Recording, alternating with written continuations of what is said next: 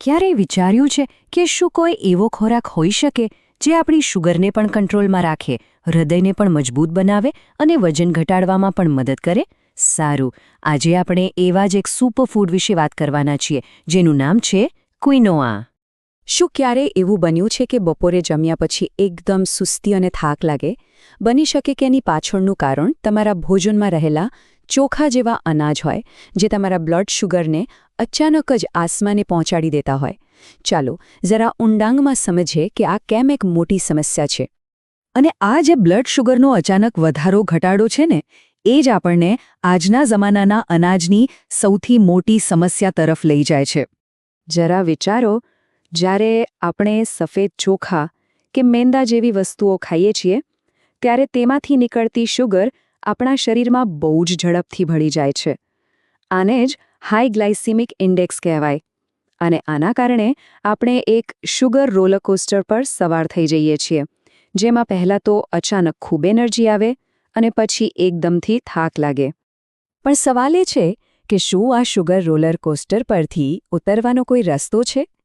તો જવાબ છે હા, બિલકુલ છે. ચાલો હું તમને એક ખાસ પ્રકારના ખોરાક સાથે પરિચય કરાવું, જેને સ્યુડો સિરિયલ કહેવામાં આવે છે.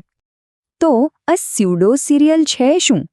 જો સાવ સરળ શબ્દોમાં કહીએ તો ક્વિનોઆ એ કોઈ અનાજ નથી, પણ એક છોડનું બીજ છે. દેખાવમાં અને ખાવામાં એ અનાજ જેવું જ લાગે, પણ પોષણની વાત કરીએ ને તો એ અનાજ કરતાં ક્યાંય વધારે શક્તિશાળી છે. આને સમજવાની સૌથી સહેલી રીત એ છે કે ક્વિનોઆને એક એવા ફૂડ તરીકે વિચારો જેમાં અનાજની ખૂબીઓ તો છે જ, પણ સાથે સાથે કઠોળ જેવી પ્રોટીનની તાકાત પણ છે. બંનેની શક્તિ એક જ જગ્યાએ. તો હવે મુદ્દાની વાત પર આવીએ. વૈજ્ઞાનિક રીતે ક્વિનોઆમાં એવું તો શું ખાસ છે? ચાલો એના ક્લિનિકલ ફાયદાઓ પર નજર કરીએ, જે તેને સાચા અર્થમાં એક સુપરફૂડ બનાવે છે. ચાલો ક્વિનોઆ અને આપણા રોજિંદા સફેદ ચોખાની સીધી સરખામણી કરીએ. પ્રોટીનની વાત કરીએ તો ક્વિનોઆ એકદમ ચેમ્પિયન છે. કેમ? કારણ કે એમાં શરીર માટે જરૂરી એવા તમામ 9 એમિનો એસિડ છે, એટલે કે એ કમ્પ્લીટ પ્રોટીન છે. એમાં ફાઇબર પણ ભરપૂર છે, પણ સૌથી મોટો અને મહત્વનો તફાવત છે ગ્લાયકેમિક ઇન્ડેક્સનો. ક્વિનોઆ શુગરને ધીમે ધીમે રિલીઝ કરે છે, જેનાથી આપણી એનર્જી આખો દિવસ સ્થિર રહે છે. આ વાતને એક વાસ્તવિક ઉદાહરણથી સમજીએ. એક ક્લિનિકલ કેસમાં એવું જોવા મળ્યું કે જ્યારે બોર્ડરલાઇન ડાયાબિટીસવાળા દર્દીએ ચોખા ખાધા, ત્યારે એમનું બ્લડ શુગર લેવલ તરત જ વધી ગયું. પણ જ્યારે એ જ દર્દીએ ક્વિનોઆ ખાધું, ત્યારે એમનો ગ્લુકોઝ કર્વ એકદમ સ્થિર રહ્યો.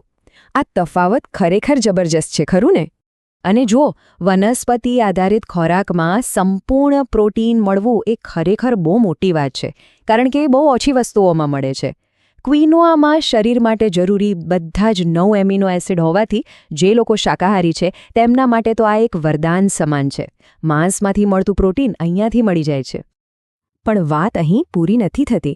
ક્વિનોઆની કહાણી માત્ર પ્રોટીન અને ફાઇબર સુધી જ સીમિત નથી.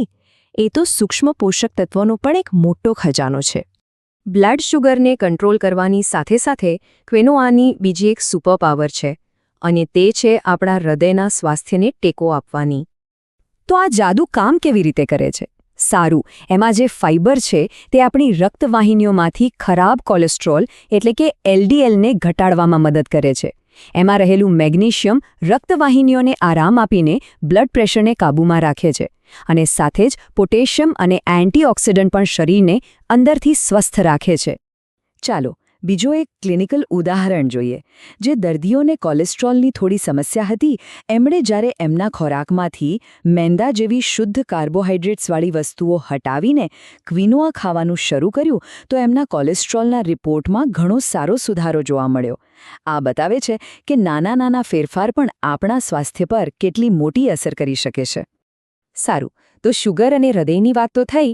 હવે વજન અને પાચન સ્વાસ્થ્ય પર ક્વિનોઆની શું અસર થાય છે એ જોઈએ. એક સિમ્પલ સરખામણી કરીએ. ધારો કે નાસ્તામાં સફેદ બ્રેડ ખાધી હોય તો શું થાય? લગભગ 2 જ કલાકમાં ફરીથી ભૂખ લાગી જાય. પણ એની સામે જો નાસ્તામાં ક્વિનોઆનો બાઉલ ખાધો હોય તો લાંબા સમય સુધી પેટ ભરેલું હોવાનો અહેસાસ થાય છે. એવું કેમ? કારણ એકદમ સીધું છે. ક્વિનોઆમાં રહેલું હાઈ પ્રોટીન અને ફાઇબર. અને એટલું જ નહીં, ક્વિનોઆમાં રહેલું ફાઇબર આપણા આંતરડામાં રહેલા સારા બેક્ટેરિયા માટે ખોરાકનું કામ કરે છે, જેને પ્રીબાયોટિક કહેવાય. આનાથી આપણું પાચનતંત્ર અંદરથી મજબૂત અને સ્વસ્થ બને છે. તો આટલું બધું જાણ્યા પછી હવે મનમાં સવાલ થતો હશે કે આને મારા ખોરાકમાં કેવી રીતે સામેલ કરું? ચાલો તો હવે તમારી પોતાની ક્વિનોઆ પ્લેબુક બનાવીએ. બસ 2 જ સરળ પગલાં છે. પહેલું અને સૌથી અગત્યનું, રાંધતા પહેલાં ક્વિનોઆને બરાબર પાણીથી ધોઈ નાખો. આનાથી એની ઉપરની જે કડવી પરત હોય છે, જેને સેપોનિન કહેવાય, એ નીકળી જશે. બીજું, એને બસ ચોખાની જેમ જ રાંધી લો, પણ ફાયદા એ ચોખા કરતાં ઘણા વધારે મળશે. પણ હા, એક વાત યાદ રાખજો, કોઈ પણ સારી વસ્તુ હોય એને માપમાં જ લેવી જોઈએ. એક વખતના ભોજનમાં એક રાંધેલો બાઉલ એટલે કે લગભગ 150 થી 200 ગ્રામ એ એકદમ પરફેક્ટ માત્રા છે. અને એને રોજિંદા જીવનમાં સામેલ કરવું તો બહુ જ સહેલું છે. તમે કોઈ પણ ભોજનમાં ચોખાની જગ્યાએ ક્વિનોઆ વાપરી શકો છો. પ્રોટીન બૂસ્ટ માટે એને સલાડમાં નાખી શકો છો, અથવા તો સવારે ગરમાગરમ નાસ્તા તરીકે પણ ખાઈ શકો છો. તો ટૂંકમાં, ક્વિનોઆ માત્ર એક અનાજનો વિકલ્પ નથી, પણ આપણા મેટાબોલિઝમ માટે એક સ્માર્ટ પસંદગી છે. એક જ ખોરાકમાં પ્રોટીન, ગ્લુકોઝનું નિયંત્રણ અને જરૂરી પોષક તત્વો, બધું જ એકસાથે. તો શું તમે તમારા આગામી ભોજનમાં આ નાનકડો પણ ખૂબ જ શક્તિશાળી ફેરફાર કરવા માટે તૈયાર છો?